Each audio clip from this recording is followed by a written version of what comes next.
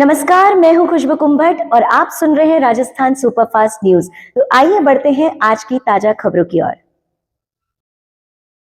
Rajasthan superfast news के लिए मैं आनंद कल्ला और बात हो रही है आज जहां विश्वविद्यालय के अंदर पेंशनर पिछले 31 दिनों से लगातार हड़ताल पर थे। और हड़ताल तो क्या कहें, एक ऐसी व्यवस्था में थे जिसके लिए ये शिक्षा देते रहे हैं और शिक्षा के साथ ही साथ ये ज्ञान देते रहे हैं कि कर्मचारी अपने हकों के लिए लड़े।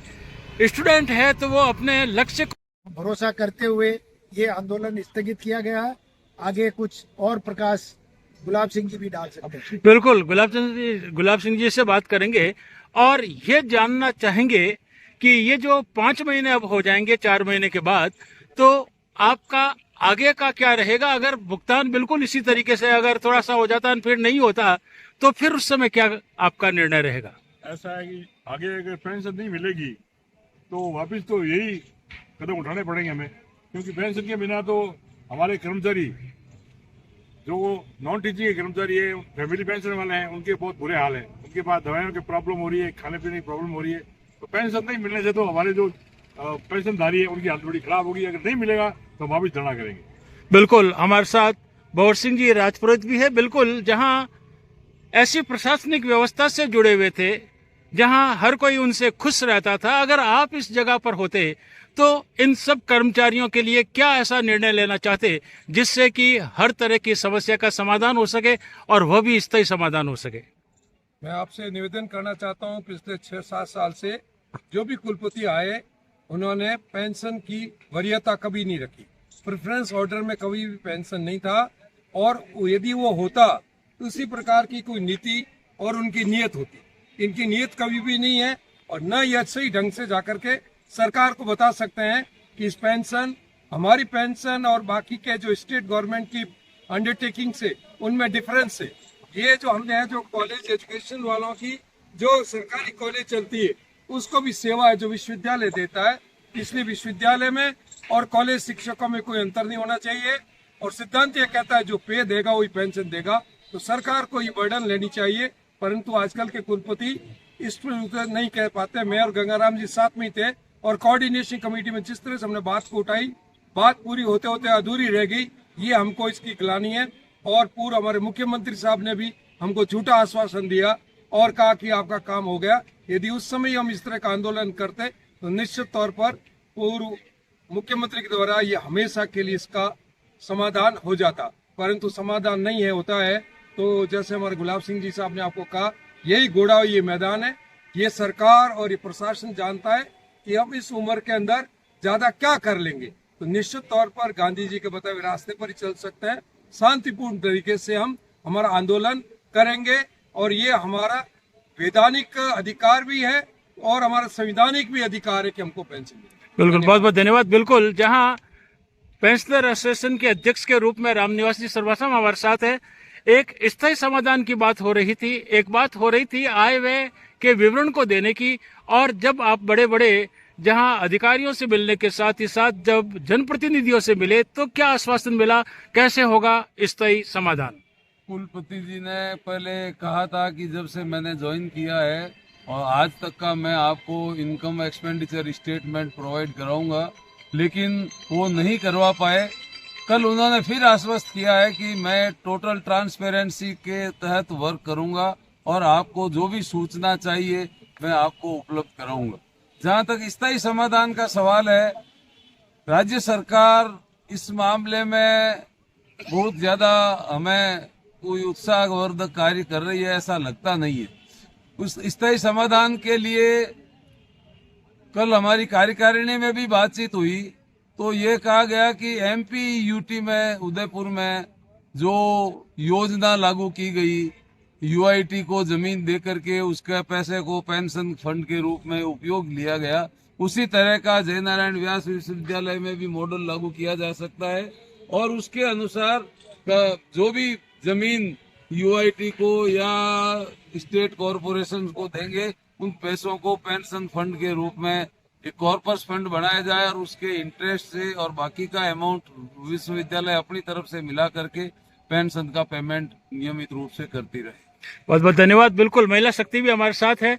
क्या कहना चाहेंगे कि जब एक छोटा सा समझौता हो चुका है और समझौते के बाद फिर आपके चेहरों की खुशियां भी हम जानना चाहेंगे, क्या आप इससे खुश हैं? निश्चित रूप से मैं आभारी हूँ हमारी कार्यकारिणी, हमारे नेतृत्व की, कि उन्होंने अपने निरंतर प्रयास से आज ये स्थिति लाई कि पीसी ने आखिरकार तारीखें बताई और आश्वासन दिया कि कम से कम 2 महीने की वो अगले 10-15 दिन में पेंशन का भुगतान कर देंगे। मैं उम्मीद करती हूँ कि कार्यकारिणी और वाइस चांसलर के बीच में संवाद की स्थिति बनी रहेगी और वो पॉजिटिव एटीट्यूड रखेंगे ताकि पेंशनर्स की समस्या का समाधान हो सके। नाम मैडम आपका? मैं कीर्ति राजम्बाले। बिल्कुल, प्रभा जी क्या कहना चाहेंगे? मैं बहुत आभारी हूँ, एक तो हमारे संगठन की, एक हमारे नेतृत्व की, जिन्होंने इतने लंबे प्रयास के बाद कुलपति को यह बात मानने को तैयार कर दिया कि वो पेंशन देंगे। हम आशा करते हैं कि कुलपति हमसे अपनी समस्या का समाधान करने के लिए वार्ता करते रहेंगे और कोई सकारात्मक परिणाम मिलेंगे। बहुत बहुत धन्यवाद। बिल्कुल, हम मैं आप खुला सबके सा साथ धन्यवाद देना चाहता हूँ कि समय समय पर आपने आकर के बात को हमारे समाज तक पहुँचाई। इसी प्रकार से जब हमारी पीड़ा और दर्द को आगे पहुंचाते रहे, आपका बहुत बहुत आभार। बिल्कुल, हमारी टीम बिल्कुल इसी तरीके से आपके साथ जुड़ी रहेगी, हर उस समस्या की जहां जरूरत है समाज के अंदर आगे आने की। और जब इस तरह से शिक्षक प्रोफेसर आगे आते हैं तो निश्चित रूप से हर समस्या का समाधान संभव है और वो भी होगा स्थायी समाधान। बहुत धन्यवाद, आभार। नारायण व्यास विश्वविद्यालय की पिछले 31 दिनों से जो हड़ताल धरना चल रहा था उसके समापन की बात हो रही है।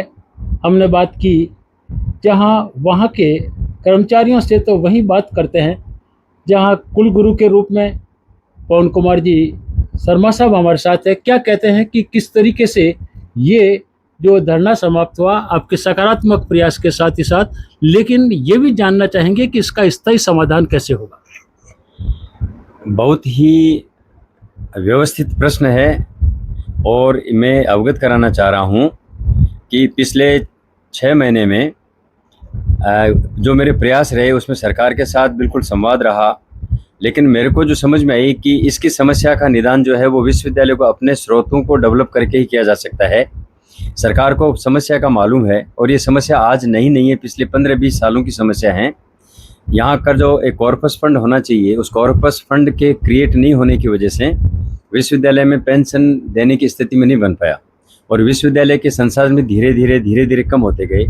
विशेष रूप से MBM यूनिवर्सिटी के बनने से लगभग 50 करोड़ रुपए का जो रेवेन्यू आता है वो बंद हो गया, प्लस यहाँ की जो प्रॉपर्टीज एसेट्स है वो वहाँ ट्रांसफ़र हो गई। इसके अतिरिक्त करीब 18 करोड़ रुपए की जो वहाँ के कार्यरत पेंशनर्स थे उन लोगों की लाइबिलिटी भी विश्वविद्यालय के ऊपर आ गई। तो मल्टीपल फैक्टर्स की वजह से ये सारी समस्याएं रही है। अब मेरे ये प्रयास रहे हैं कि सरकार के विभिन्न स्तरों पर मैंने बातचीत की है और एक संवाद स्थापित किया है। ये मैं बार बार ये कहता भी रहा हूँ कि एजिटेशन से इसका समाधान नहीं होगा। इसको हमको बैठ करके सरकार के स्तर पे तो प्रयास करने ही होंगे, लेकिन विश्वविद्यालय को अपने संसाधन को बढ़ाने की आवश्यकता है। और मुझे ये कहते हुए हर्ष हो रहा है कि गत 6 महीनों में 4 महीने का पेंशन दिया जा चुका है और मुझे उम्मीद है कि अब जो भी यहाँ पर रेवेन्यू आएगा विश्वविद्यालय का, मुझे उम्मीद है कि अगले 10 दिनों के दौरान रेवेन्यू आएगा। तो ये बात मैं उनको पहले कह भी चुका था पेंशनर्स के एसोसिएशन को, और उनकी जो डिमांड है वो जेन्युइन है, क्योंकि जो पेंशनर्स हैं उनकी रिटायरमेंट के बाद में उनका राइट बनता है। लेकिन एक ही था कि संसाधन नहीं है और संसाधन के चक्कर में डेवलपमेंट की तो बात छोड़ दी, कोई भी सारा काम हो नहीं रहा था।